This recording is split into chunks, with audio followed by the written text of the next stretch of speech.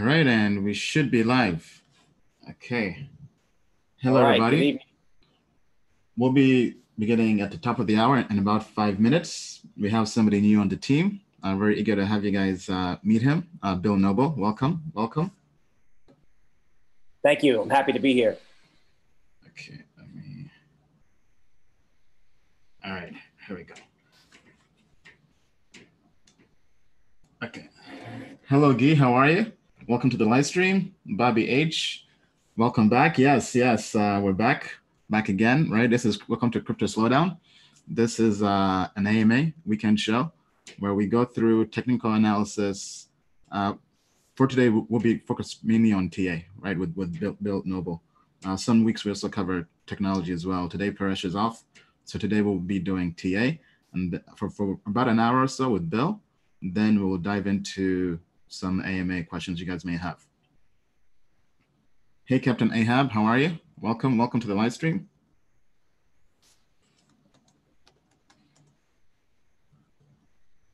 So for those who are just joining, we'll be taking questions via Mentimeter. Just go to menti.com.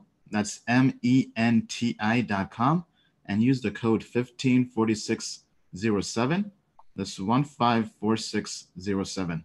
And we'll be taking your questions. This is going out to the Tokenmetrics YouTube channel, also my old personal YouTube channel, Diary of a Made Man, to Twitter, to Facebook, Periscope, also gets turned into a podcast. Hey, Yusuf, welcome.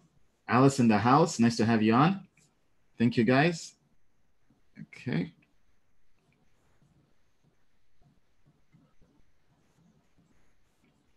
All right, let me just make sure I'm getting all the questions in.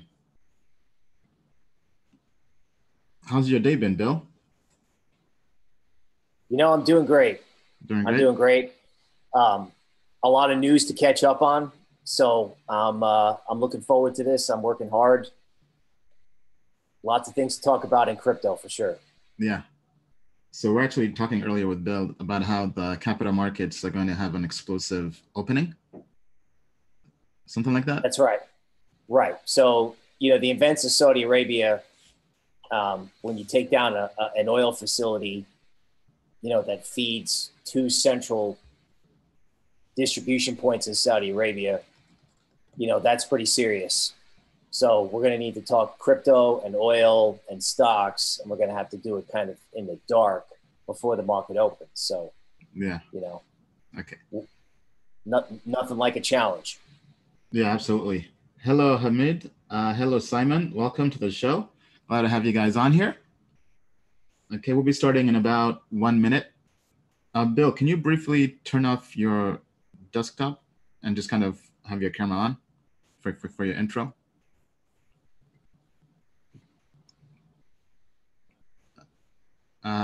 Just stop presenting the screen for a minute. Okay, got it. For a few minutes. Okay, all right. Yeah.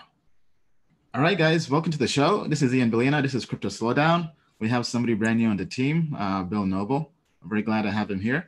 He's gone through a very extensive interview process, and he comes highly recommended by people like Charlie Shrim as well. So, Bill, welcome to the team. Ian, thanks for having me. I'm really happy to be here. All right, so for the world, just kind of give us a short intro on yourself. All right. So yes, who is this guy?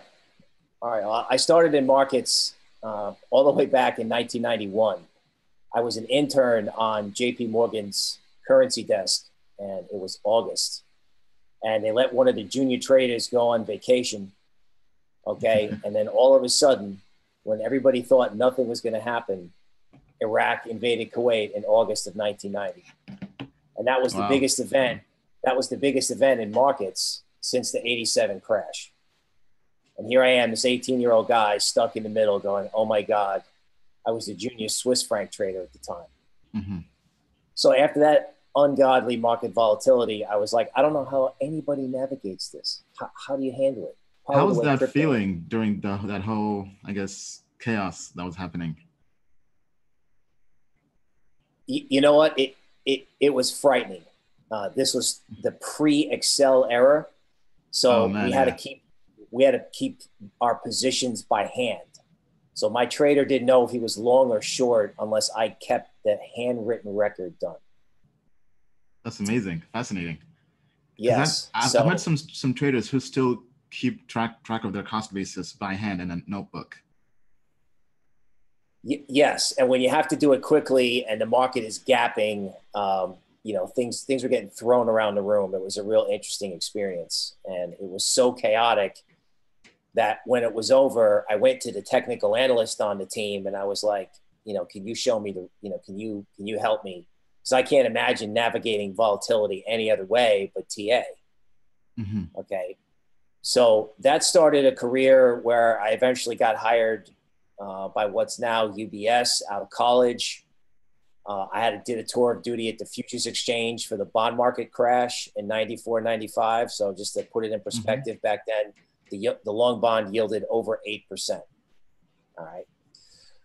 So I became kind of a crash expert or a wild market expert, right? So Morgan Stanley hired me in 2000 because they didn't know how to deal with what was going on in dot-coms.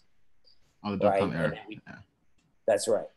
All right. And, you know, we did so well that my team got hired over by Goldman.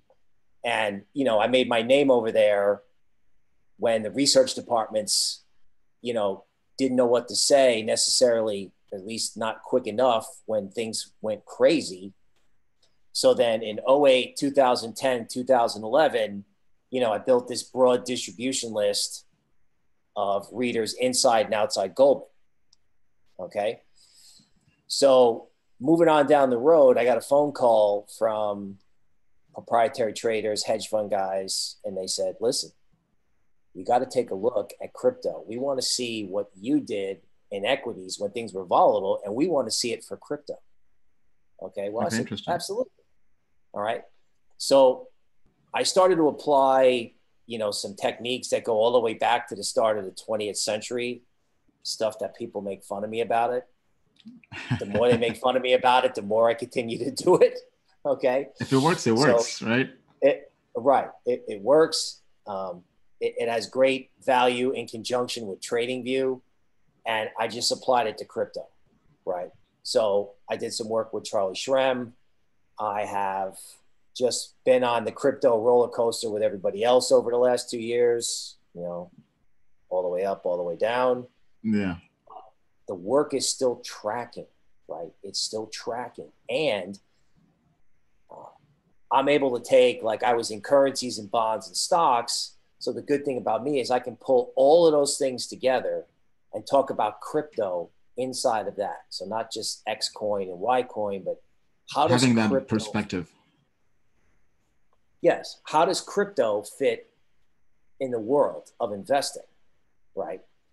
Everyone gives crypto a hard time. Everybody reads crypto Twitter, but you know, me and you are making a whole new level of research by looking at crypto along with other markets. So we're looking to share that with the viewers on TV today.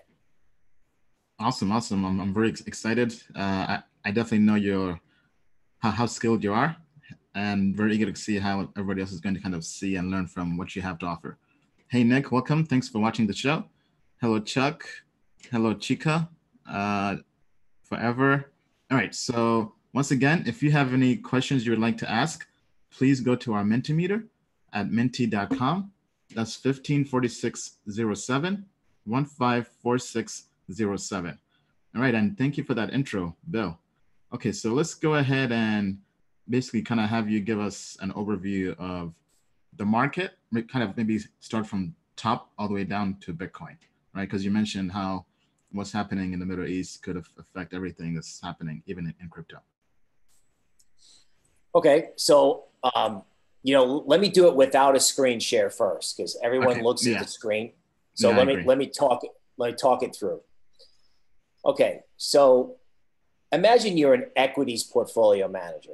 Okay, so these people control huge amounts of money, right? So if crypto market cap is a golf ball, equities is like a basketball. Okay, that's how much bigger the equities world is.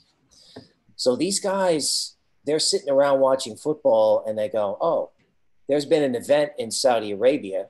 Okay, where some people backed by the Iranians took out, you know, a good chunk of their oil producing capacity. So I've heard oil could be $10 higher, or it could be $20 higher. Yeah. We don't know. But I know if I'm managing a portfolio of stocks, am I feeling warm and fuzzy after this news? Certainly not. No, no way. Certainly not. Okay. So equities portfolio managers are probably having a meeting just like we are right now. Okay. And they're going, what can we buy? What can we own to make our portfolio safer? What can we do to get a performance kicker? Right? In other words, if we put 2% of our money in something and that something goes up a lot, we might look like heroes, even if the whole world's falling apart. Because again, you can't have the Saudis and the Iranians going at it, and you can't have the US and the Chinese going at it and that not boil over, right? And kind of kills your warm and fuzzy. And don't forget, folks, what time of year is it? September and October, okay? Weird negative things can happen during these months in stocks, in capital markets in general. Okay, Lehman, all of them, October 87, October 97, all of them. This time of year is when they actually got started. Why this time of the year in particular? Well, I think what the equity market does is it builds a dream, it builds a story throughout the year. Right? People come out of the summer and they go, okay, now what should we do? And that's usually when there's some sort of a surprise, or someone goes, oh my God, I have to protect my year. You know, okay. It's tough to summarize the entire history of the equity market, but you know, if it's you kind were of kept like on being it's kind of like being in the third quarter and you want to protect the lead. You don't want to mess up when you're about to cross the finish line. That's right. That's right. And, you know, there's also, this is when the fear and greed line really meets, right? Like, do I go for it into the end of the year? Am I behind? So speaking of being behind, you know, Bitcoin's gone up a lot. And an equities portfolio manager might get asked a question at the end of the year, gee, how come you didn't buy any Bitcoin? The Yale endowment did, right? Lots of other big players did. How come you didn't? And then this gets even more interesting if, you know, equities could go up, down, sideways. I don't know. It just doesn't feel like a lot of fun after these news events. Institutions, in my opinion, they got to buy Bitcoin by the end of the year. Like last year, the issue was, oh, I got to get out because of tax loss selling. So there was like 3 months of, oh no, everyone's going to have to get out. And then this year, I just flip it around. This year, it's what happens if everyone has to get in. Now, this is a theme. So if your attention span out there is like 10 minutes of day trading, you know, you might want to wait until the equity market open. But I think big picture, people are going to need to come to crypto. Very interesting. So you're saying towards the end of the year, institutions will have to get into crypto and Bitcoin to hedge themselves. And basically, if other people are making money and they're not, they'll be grilled on that. Right. It's you know, if the guy next door is doing it, then I have to be doing it. Right.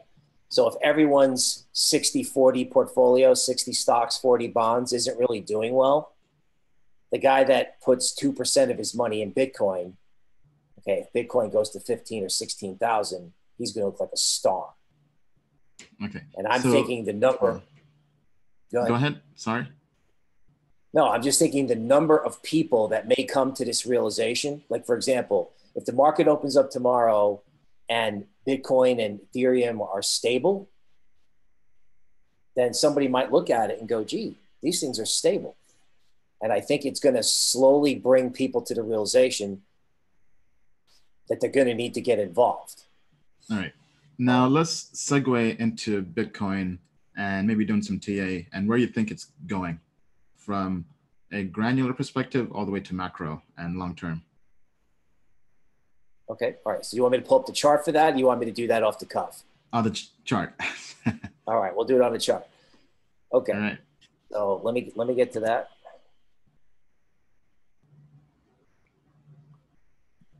Hello, Carl. Thanks for joining the live stream. Gandhi as well. India wants crypto. Yeah, I mean, from speaking to people I know in India, other investors, they've told me the rumors around the regulation there are not true, that India is not planning to ban crypto or hasn't banned crypto at the moment. All right, so now Bill is presenting the screen. And here I see we have Bitcoin USD pair. All right. All right, so let's start with the chart. Let's start with the big picture. So there's two ways to look at price in crypto, right?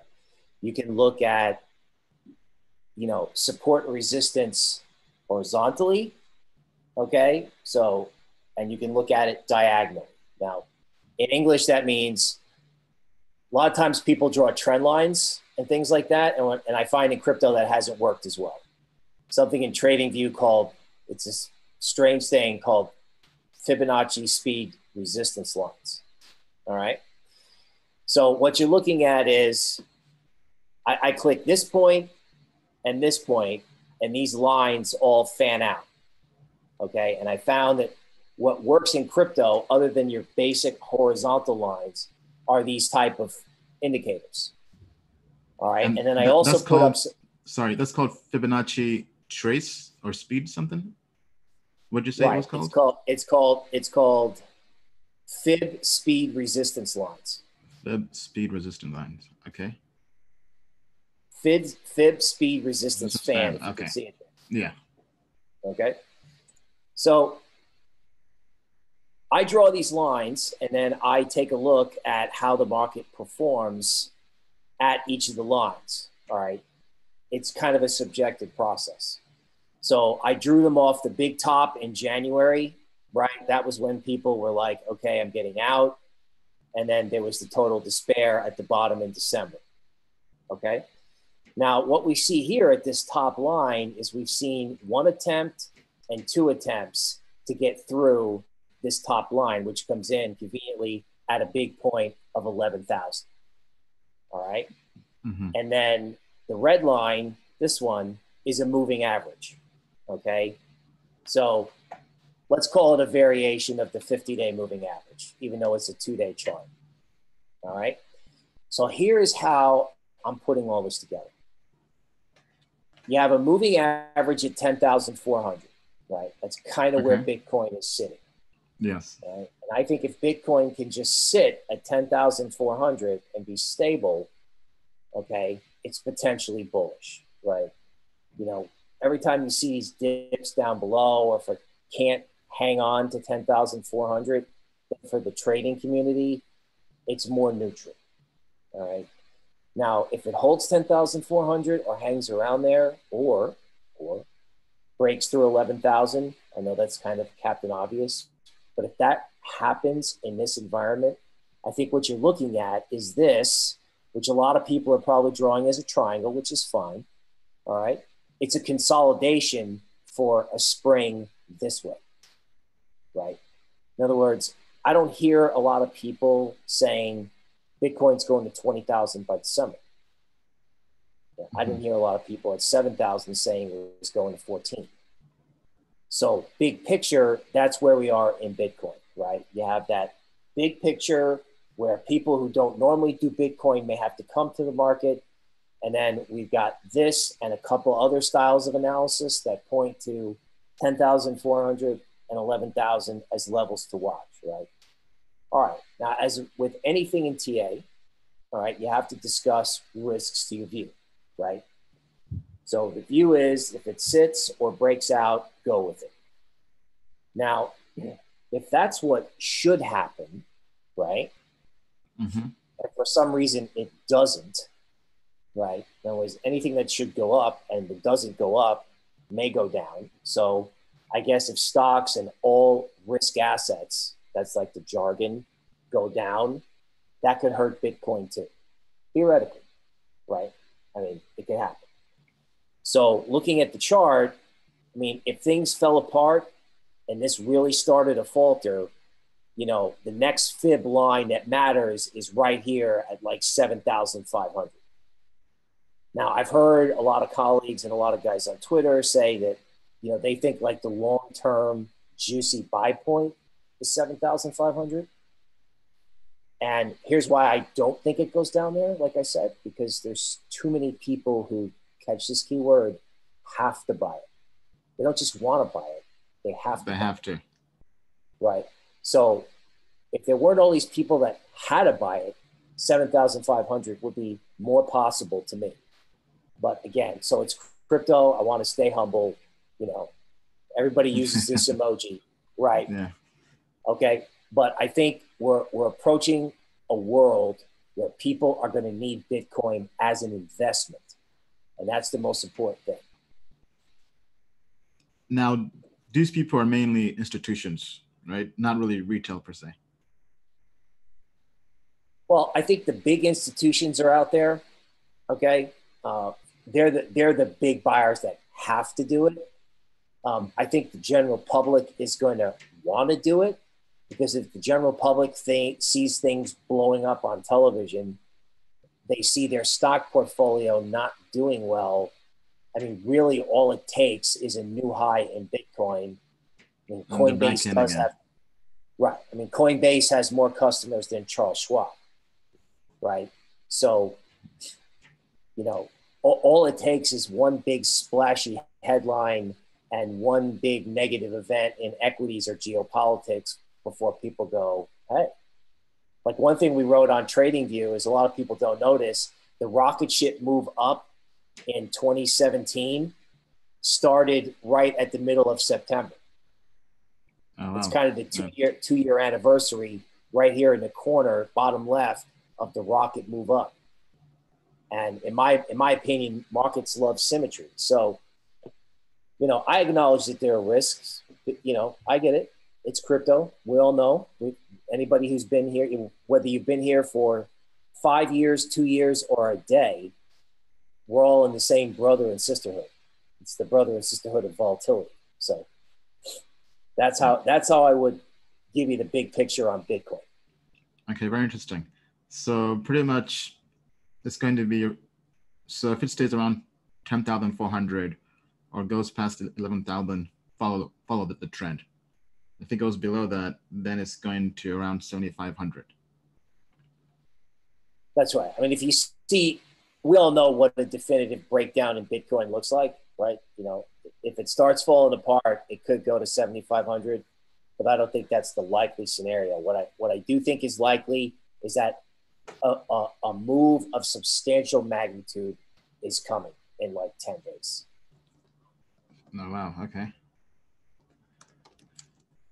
If anybody has any questions on Bitcoin, TA, definitely feel free to just comment and we'll try to answer them as well. We also do have the Mentimeter. We are taking questions from there. We'll get to those questions more towards the end. All right, continue, Bill. All right, so I'm going to move over to Ethereum. Is that okay? Yes, yeah. Okay. So Ethereum, if there are Ethereum fans out there, I know a couple. I'm actually kind of one of them myself. You know, it's been a depressing year, right? It's been a depressing year on the side of the road. Now, however, if you consider that, you know, Ethereum is considered an altcoin, I want to point out a few things. So some simple things, you know, Ethereum bottoms down here at 80 and it goes up, right? And then it retraces something like 3/4 of the move, like 75%. Now, again, that's depressing, but that's actually very natural, especially if you have a major bottom for something to go way up and then retrace 3/4, right? And then everybody goes, oh, I give up. And then that's when bigger trends, and again, more probabilistic in Ethereum, big trends can start. All right. So if you look here, all right, this red line is, you know, an important moving average. Okay. And Ethereum is also at a big, we call it a Fibonacci level. Okay. So basically it's gone up and the jargon is it's retraced 62%. And these lines are these horizontal inflection points that I was talking about. So don't be scared away by the jargon. in this case, we're simplifying it for you, and that 190 is an important level in Ethereum. And if Ethereum can burst through and actually show something positive, then that could be good for not just the crypto space, but the alt space as well. All right? So alt season can possibly start once Ethereum takes off past 190. All right. Well, I'm glad you used that word. I wouldn't use the term alt season until next year because, again, the tax loss selling problem could appear in the overall alt space. But what I call, the high quality stuff, which is like Ethereum, Litecoin, Cosmos, the higher market cap stuff could actually do well. Because think about this year, right? First you had alt season, right? And then you had Bitcoin season. But that Litecoin, Ethereum, Bitcoin Cash, that whole middle of the pack never had its day in the sun. All right, so let me take you to this chart, which I think is really interesting. Okay, this is total crypto market cap excluding Bitcoin. Okay, now check this out. So this is basically the market cap of everything but Bitcoin, right? And here was an inflection point in September of last year, okay? It broke below that point and fell apart for, 6 months. And then it got back to the same point in May. And what did it do? It took off, right? So that's when we had Litecoin leading the way, right? And then, of course, alts and big coins have all fallen back down. And guess where we are? Right back to where we were in September. Again, another one of these September inflection points. So very interesting. In English, if you've got everything except Bitcoin on technical support, okay, this is a 2-day chart. So this thing's been building a base here since the middle of August. So we got like a 30-day base. And there's a saying in charts, right? The bigger the base, the higher in the space, all right? It's catchy for TV and YouTube, all right? And a 1-month base in crypto is, it's not a long time in equities, but a 1 month in crypto might as well be forever. So again, this sets up a situation where, there's this green line here, that fib speed line, okay? And, we're popping through it, right? It's green. So this makes me think that your Ethereums, your Litecoins, if there's another move, they're going to participate, right? And a lot of times in equities, right, you'll have like small caps and tech rally first, and then the big stocks like Dow and S&P will follow later. So I'm looking at this going, hey, there's an event happening. People may come to crypto and check out what's happening in the market underneath Bitcoin. All right. Interesting. So now one question I have. So I see you have 2 different methods of doing TA for Bitcoin and Ethereum. Can you kind of explain the method behind that, the reason? Sure.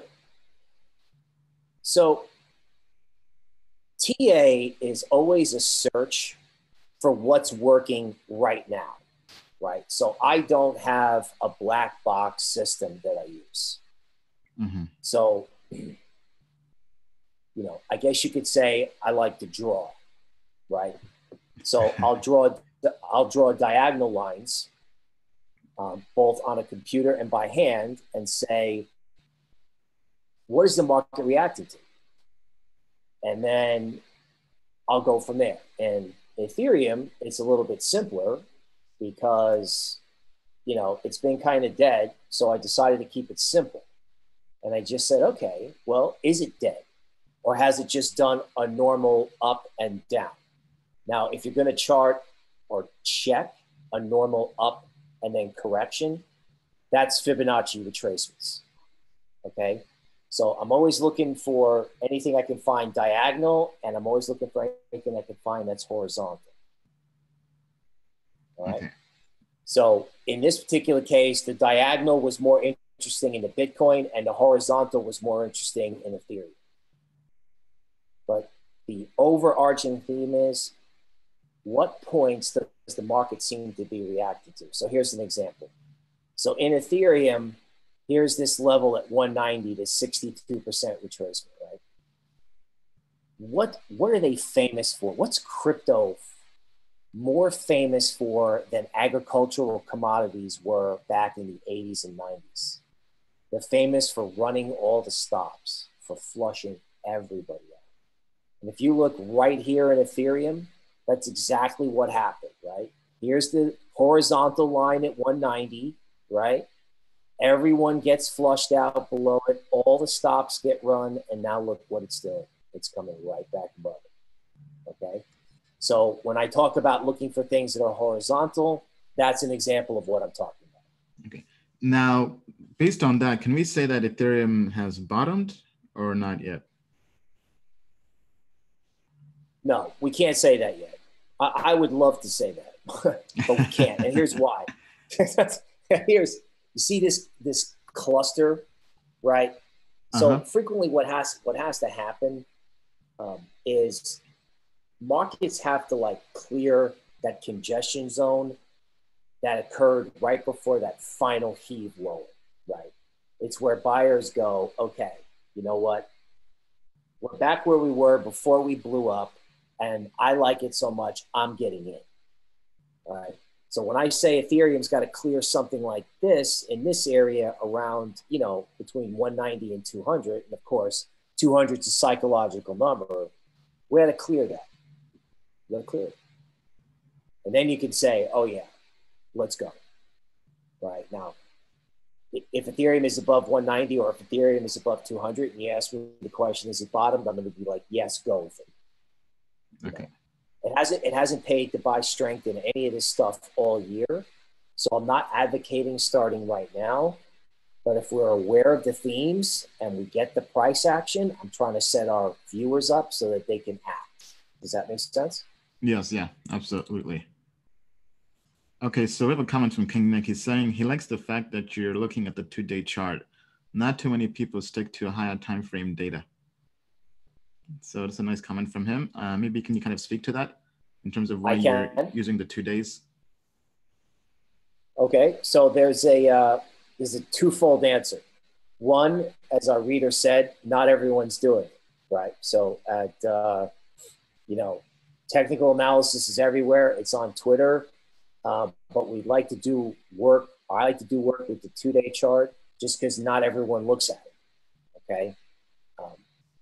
The other reason is, believe it or not, one of the guys I studied from the earliest 19th century, his name was William Gann. He used 2-day charts. He kept them by hand. I have daily charts that I keep by hand. I'm not as motivated to do the 2-day, but I think looking at the 2-day gives us a really unique picture. Okay. Yeah. And then Puneet is saying, why is the Ethereum market not going up?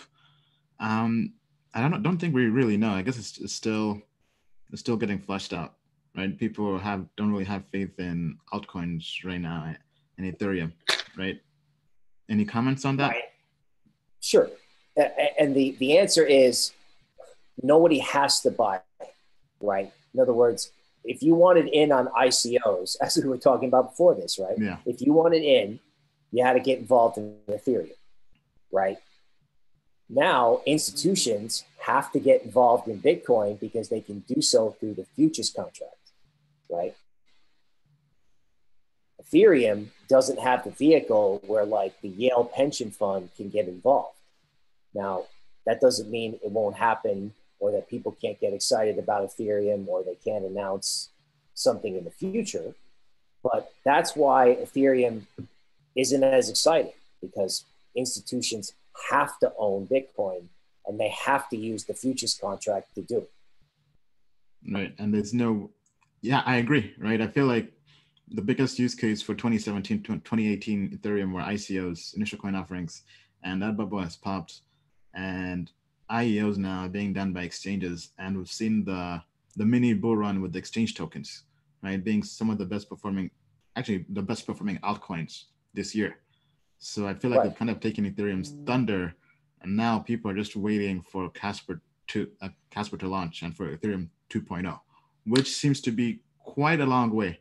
Right now, there's even more competition with other really good projects coming out like Blockstack, Telegram Ton, Facebook, Casper Labs. So the competition is getting more heated. I still believe in the technology. The technology is fundamentally sound. It's just the TA is not good, as we see here. Right. The price action isn't great, and here's another view. Here's another way to look at it. You know, if you think about fiat, right? You know, what do you have? You have the dollar, you have euro, yen, sterling, Aussie dollar, Canadian dollar. Okay, you have, you know, China and Russia. That's like 5 to 7 fiat currencies. Okay, Bitcoin is not going to be the only cryptocurrency people use. Remember, Ethereum is not a security. It's already been cleared by the Securities and Exchange Commissions. It's a currency. Now, I know the technology, everything that you've said is totally true. But if somebody wakes up one day and goes, I need a different form of money because an oil facility that I can see from my house just blew up, Ethereum becomes something that they might consider, which is why we're still tracking it and you know, we're doing TA. Okay, so speaking of that, let's talk about China. How does, because China, the whole trade wars with China and America and even Hong Kong, how is that going to possibly affect the markets? Okay. All right, so that's a big question. So I think I like keeping it simple. I think people have to get their money out of Hong Kong. Okay. People don't realize I've been there a couple times, and maybe we have listeners that have been there. I've been there as well. Yeah. Yeah, it's incredible, right? It's like taking all the skyscrapers in Manhattan and cramming them into Central Park. Okay. It's, yeah, well put. It's an enormous financial center, right? And the world's never seen riots in a financial district. Like you don't see it in downtown New York or in the financial district in London. So people have to get their money out of Hong Kong. I don't know that that's hugely bullish for Bitcoin, but it doesn't make me think that Bitcoin's going to 7,500 either, because there's a whole bunch of people who need to they need to move their money and they need different investments. Okay. Yeah. The second thing about the trade war, which I think people are not paying attention to, and it's got to do with a legitimate risk in the Bitcoin market. And I'm not sure I've got the pronunciation right, but the last two big downdrafts in Bitcoin, I noticed, were connected to articles that came out about the Chinese shipping fentanyl or an opioid, a synthetic opioid to the United States, kind of on purpose, and then using Bitcoin as a way to sort of launder and move the money. The first article came out from a group called Chainalysis. Okay, it's this hot startup in New York. They monitor blockchains. Well known. Okay, you know, and the other thing hit zero hedge, right? So I'm wondering if, you know, the administration in America has got sort of an idea that they want to stop this opioid trafficking, and that creates, you know, that can create headline risk for Bitcoin, where someone says, "Oh, we don't like crypto because it's involved in money laundering." All right. Now, let me be as careful and as clear as I can. While I know that the opioid epidemic is a huge tragedy, right, and something has to be done about it, stifling Bitcoin probably is not going to be the solution. And it's also a good time to remind everybody that, you know, if criminals aren't using your product, or if criminals don't start innovating with your product, like really fast car engines during Prohibition, if criminals aren't using it, it may not be as innovative as you think. So unfortunately, the crooks are the first people to use it, all right? And of course, it's always a risk that somebody says, okay, you know, Bitcoin is illegal in our country. But I think the fact that it garners that much attention, that politicians have to look at it, is a net positive. right? So does the Right. trade war affect Bitcoin? Not as much so. I think the thing in the Middle East is actually more important. Okay. So All hopefully right. that makes sense. So let's take a question from menti.com. Once again, Okay. go to menti.com, menti.com, use the code 154607, 154607. So the question is, what do you think will happen on backed launch day? So basically, what do you think is going to happen when backed launches? When they launch? Yeah. Okay. So,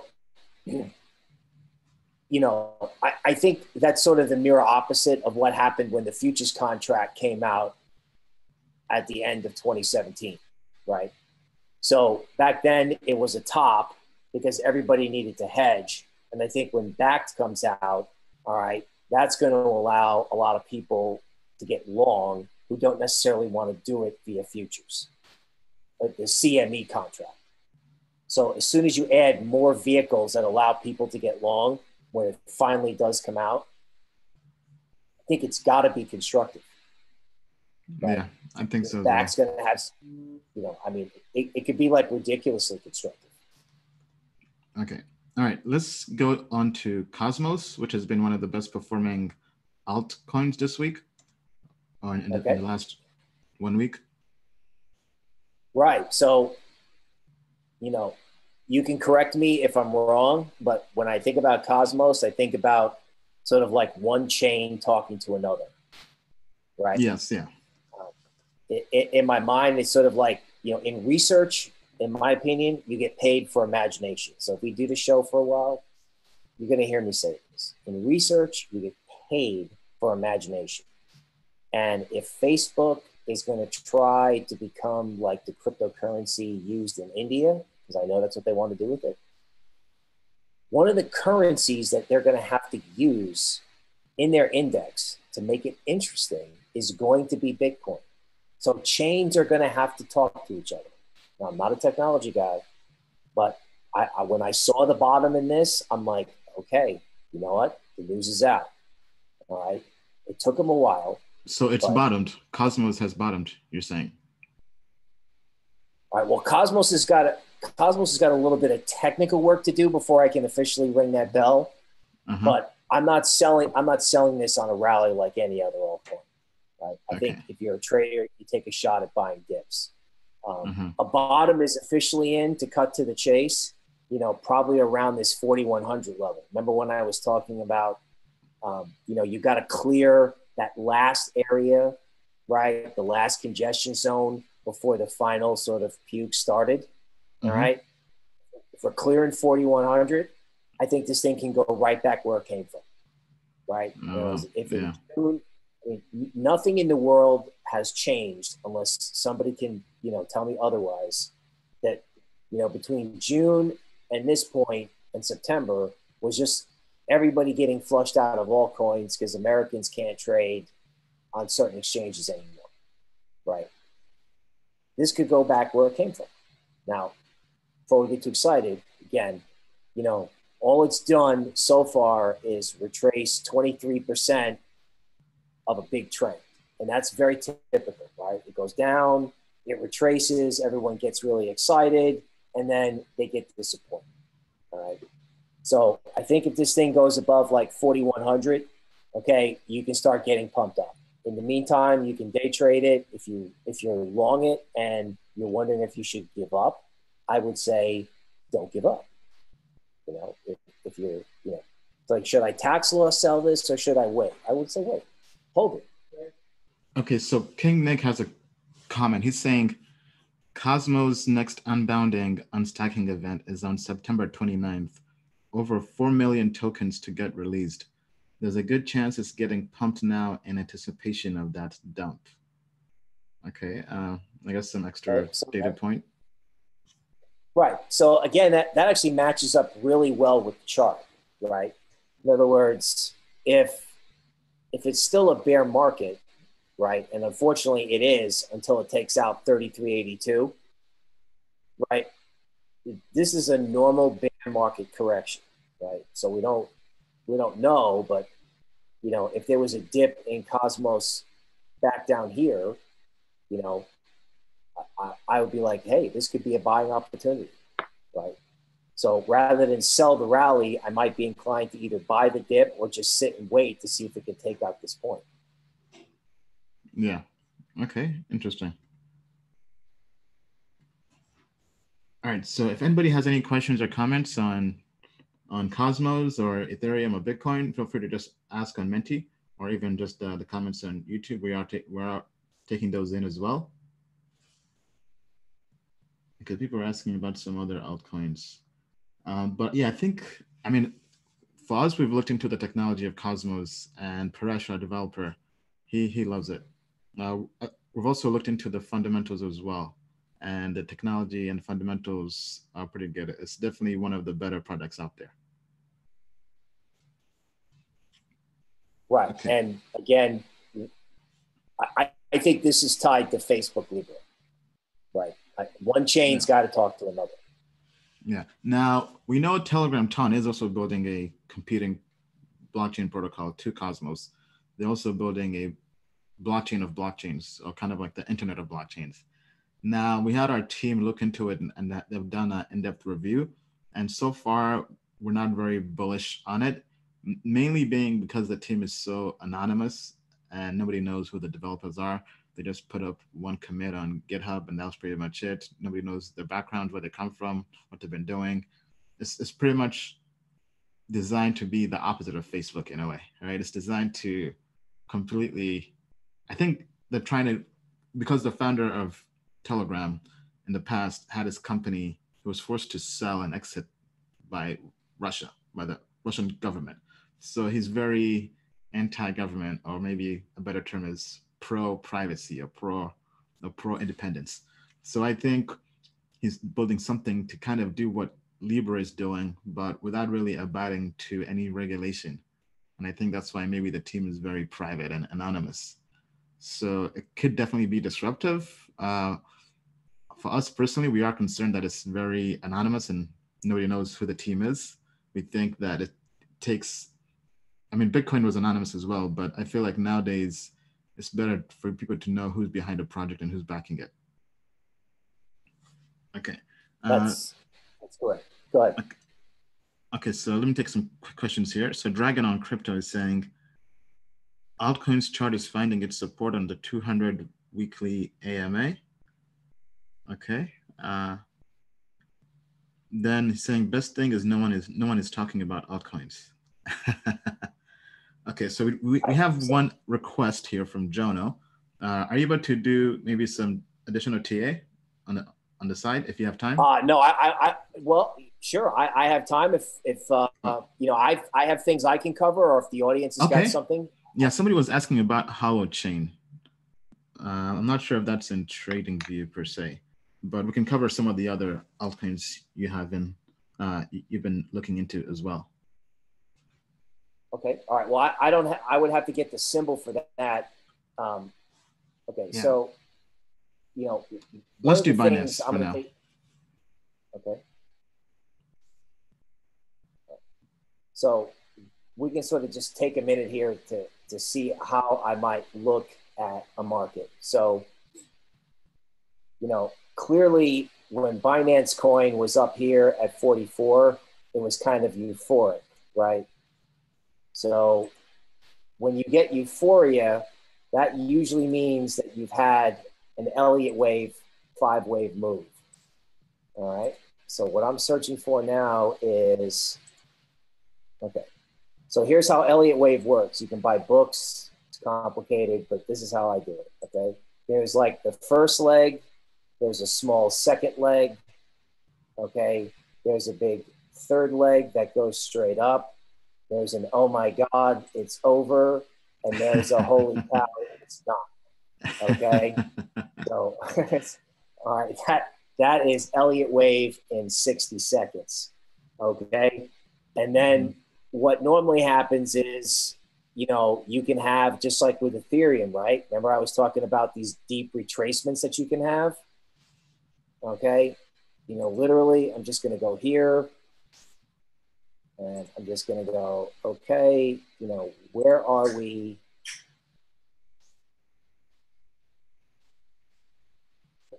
Where are we? Mm-hmm. In Binance Coin, okay? So right now, it's looking like we're maybe headed for this like 62% retracement, okay? I don't know if you can see this here, but you see the 50% retracement around 23. Yes. See how it can't get through that? Mm-hmm. These wicks on these candlesticks, if you're familiar with that. Yes. So something like this, again, we're looking for those horizontal points, and check it out over here, right? Here was an initial high, right? This big spike low. There was all this volatility that occurred right around just under 20. All right. So, like I said, I don't think you have to be in a big hurry to buy things like this at all, but you definitely want to pay attention if it gets down to 19. All right.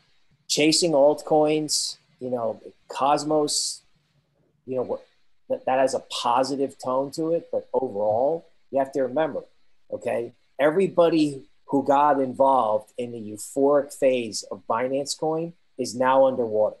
This is just, you know, right. in English. They're about the top. Right. Everybody, right. They bought the top, and they have to say to themselves, okay, you know, the guys that bought it down here, like Multi-Coin Capital from Austin, Texas, okay, they're going to hold on to it. They've got it in here. They're not going to sell, okay? But the guys up here may sell at year-end tax loss selling. So that could create a situation where altcoins wind up with a fire sale, okay, into the end of the year, right? So Cosmos may do okay, but some of these other coins may get hurt. I don't know if this is one of them, but I know that there's no need to chase upside just yet. That's how I would give you the quick and dirty. Okay, well said. So Holochain symbol is HOT, H-O-T.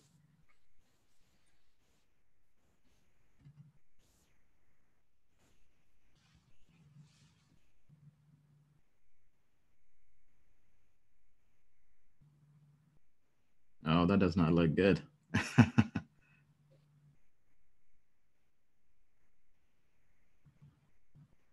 Okay, so, all right, so with something like this, there's not a whole lot to say, right? All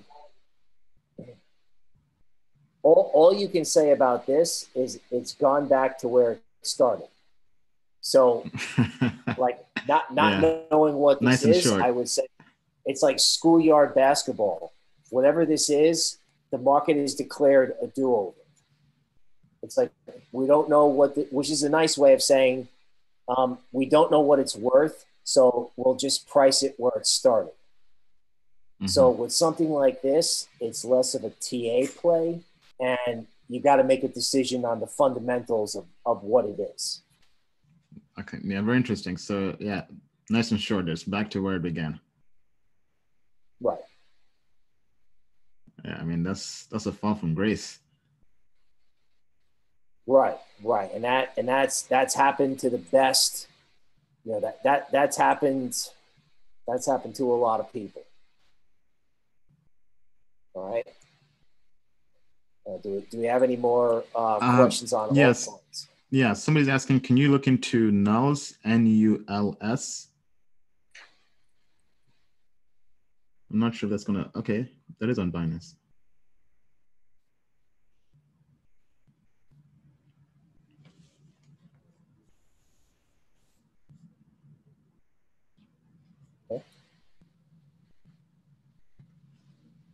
Okay, so again, you know, this is back to going all the way down to the bottom. Okay, so it's like a do-over. I think the thing that's interesting about this, honestly, is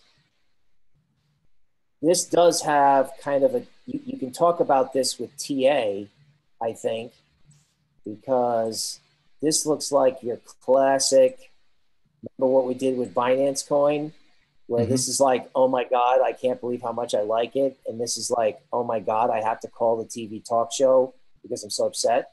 Yeah. Right? Seriously. You know, unless there's something fundamentally wrong with this, or there's going to be another heave below here, this has the type of structure where it's closer to where it's near an end. Now, I don't know if this is the type of thing that goes to zero or not, but I'm definitely interested based on the structure that I see. When you say it has an end, you mean that it's done and going to zero, or that you mean it's almost bottoming out? Good question. What I mean is it could have like one final heave lower, and that could bring the down move to an end. Okay, the down move to an end. Okay. Right. In other words, like in Ethereum, right? I mean, if you take out the price if you take out this price, then you may have a lot of people giving up. And that could be the opportunity if this is, if this is worth looking at. Right. Fundamentally speaking. Okay, so Ryan Smith is saying, can you look into XRP, Ripple?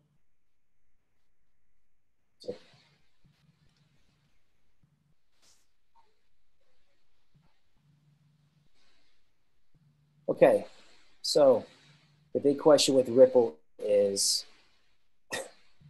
this a cryptocurrency?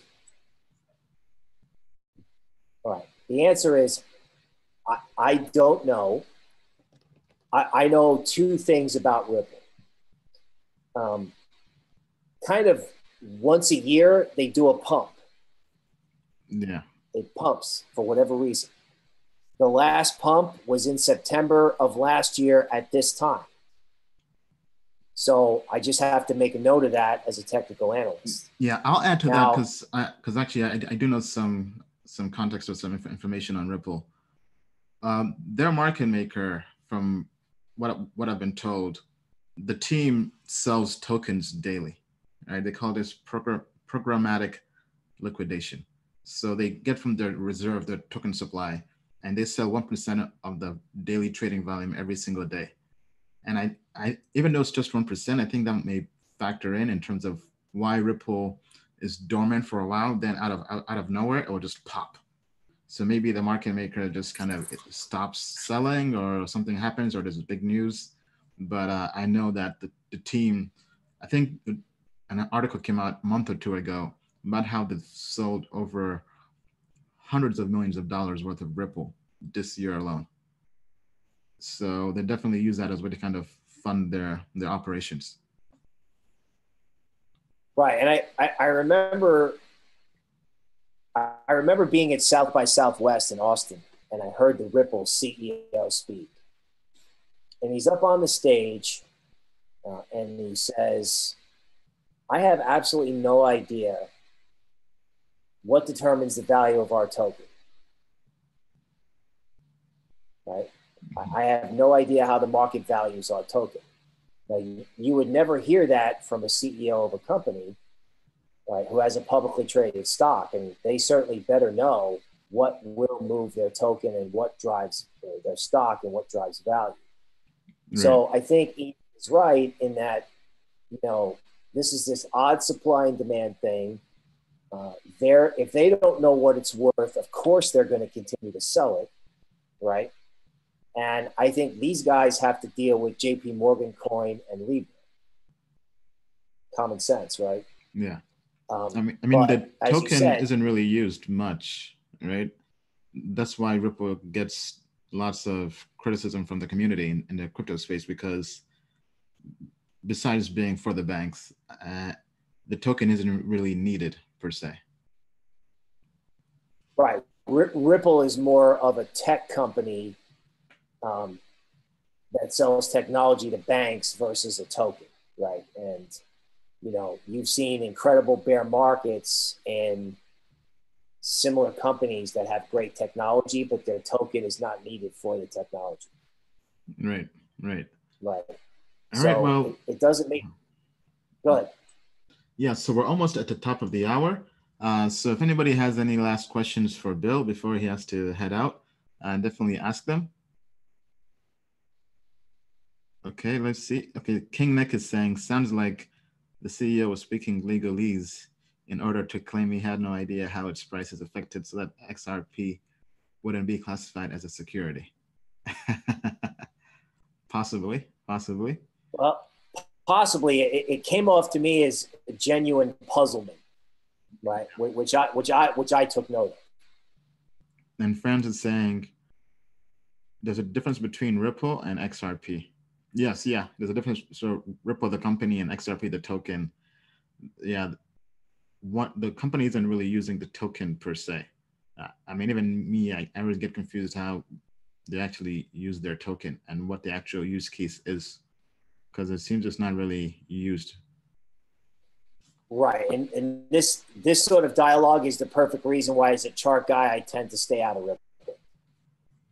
Okay, all right. So one person is saying on Mentimeter, can you look into Digitex, DGTX? It's saying they're launching on November 30th and the price is moving up gradually. I'm not sure if that's on TradingView, but we can check and see if that, okay, it is. Digitech futures? I guess so. DGTX. Well, I think on this one, I think this is something that we might have to come back to you on, because I don't want to chart the wrong instrument. Yeah, yeah. Okay, somebody's saying, Rick Hat is asking, why do you think 90% of all ICOs failed? Most failed or are barely alive, trading on 50K volume a day. I mean, I would say most of ICOs failed because they weren't really needed, right? We got into the ICO mania where everything was going up 5x, 10x, 100x, and entrepreneurs just really saw an opportunity to raise capital without giving away any equity, and didn't really have any plan forward in terms of how their token would actually be used or have any utility. And the fact that you have no utility, and I would say the risk to reward ratio back in 2017 and early 2018 was there to a point it justified getting into ICOs. But now the fact that there's a lot more risk and the rewards have decreased to a point where you're actually losing money in most ICOs or even some IEOs, that the risk to reward ratio just does not make sense for any investor to participate in an ICO. Bill, feel free to add any comment to that. Right. I think the future is going to be securities token offerings, because that's what they were thinking with ICOs. That just wasn't what they were. Right. In other words, right. I want to raise some capital, and I want to give you equity on a digitally traded blockchain platform, right? Instead of giving you stock, I want to give you stock in my company, but it's a token, right? So if my company does great, I do great. Whereas with ICOs, the company could have done great. I mean, it could have been a scam, which is obviously a problem, but the company could have done great. But if the token never got used, the token went to zero and the company's fine. The next round, it's going to be tied together. Company good, token or STO good. Right. Yeah. Well said. Well said. All right, guys. Well, let's wrap that up. If you guys like this content, this video, and also Bill, definitely feel free to give us a thumbs up, a like, and reshare with your friends, your community, other investors you know in the crypto space. Let's get the word out there. We're glad to have Bill on the team. He brings lots of experience and expertise from capital markets, Wall Street, right? As mentioned before, right? JP Morgan, Charles Schwab, Goldman Sachs, Morningstar, a long list of just great companies you've worked for. And now he's covering the crypto space, and we're glad to have his expertise. All right. If you guys have anything else, feel free to just post in the comments. We'll take that and we'll make sure to answer those questions in our Telegram group. Just go to Token Metrics on Telegram. Just search Token Metrics or just go to our site, tokenmetrics.com, and join the Telegram channel on there. Follow us on all the other social media platforms, and be sure to sign up for Token Metrics to get an email whenever we launch. All right. Any last words, Bill? Ian, it's great to be with you. It's great to talk shop. It's going to be a big day on Monday. Looking forward to helping you and everybody who needs help out there. All right. Thank you, guys. Bye.